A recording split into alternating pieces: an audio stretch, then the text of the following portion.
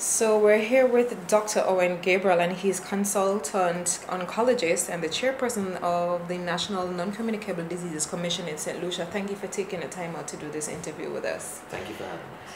Looking from the chronic illness point of view, can you just elaborate a little bit for us about the chronic illness point of view? Well, let me preface my remarks by saying that decades ago and centuries ago, health professionals, politicians, leaders, and I dare say parents were concerned with eradicating a lot of infectious illnesses, things like tuberculosis, polio, diphtheria for whooping cough and so on. And we've been able to do that through the use of vaccines. Some people may not even have heard of some of these diseases now. Now, currently, these illnesses have been eliminated, and now we're dealing with chronic illnesses where in the Caribbean, for instance, 8 out of 10 persons who die as a result of a chronic illness, namely high blood pressure, diabetes, kidney failure, stroke, and cancer. In the case of cervical cancer presents us with a unique opportunity to identify a cause of it. In the majority of cases, we don't know what causes our cancers. Things like breast cancer, we don't know what causes it, and there are a number of other cancers, we don't know the cause. And we know that we have definitely been able to show that HPV, the virus, is the cause, a sexually transmitted virus, is the cause of cervical cancer. And a vaccine, as we've had with our babies that we've given vaccines for tuberculosis, for polio and others, will be able to prevent cervical cancer in our children. And not just in our young girls, it will also prevent cancer in our boys, because HPV is also associated with cancers of the penis and cancers of the anus and the genital area.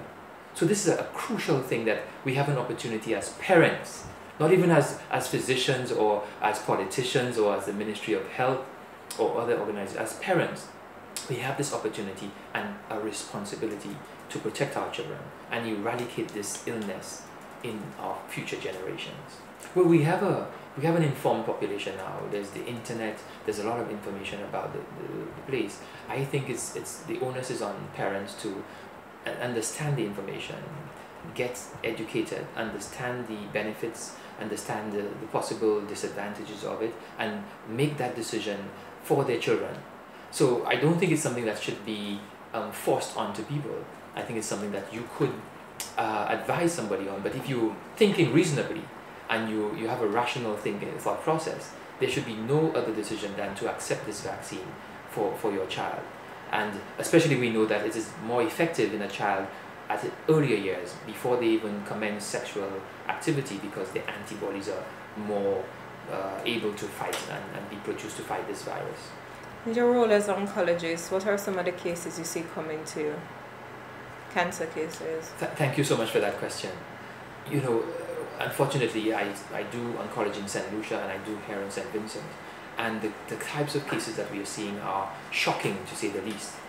We find very young women who are in advanced stages, and especially for cervical cancer, a very debilitating disease, causing a lot of bleeding, a lot of pain, persons unable to work, persons who are breadwinners in their families, single parents, single moms are unable to take care of their children at certain points.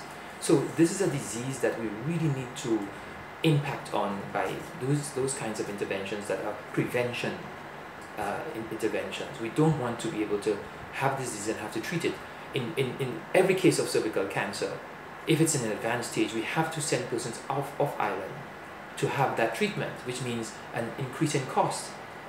So you want to be able to impact on that scourge of cancer in our islands, which lack the resources. There are poor human resources available, very few oncologists on island. There are poor surgical oncologists available in all of the islands, not just St. Vincent. And certainly we don't have radiation. So we want to avoid having to go down that road in the first place. And the only way you can do that is by prevention through the HPV vaccine. And you would recommend this vaccine to all your patients? Well, I recommend this vaccine to my child in the first place. Definitely. I would definitely want to ensure that this vaccine is readily available to the population so that we can do something to help our young people. So I think we did some of that to some extent, that the children benefit more from it because their immune system is stimulated better than somebody who has previously been exposed to this vaccine. We know that 4 out of 5 people have HPV, have had contact with HPV, and when you already have had the contact, your immune system may not be as effective in response to this vaccine as somebody who has never been exposed to HPV. So it's our children who are the most beneficial ways of applying this vaccine.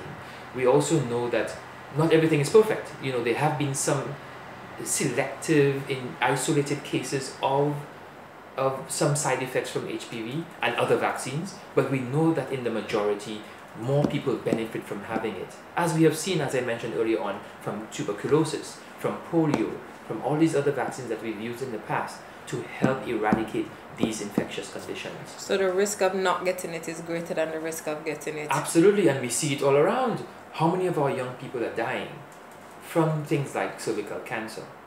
Our young women especially. How many of our young men are developing all types of other cancers that are affecting them?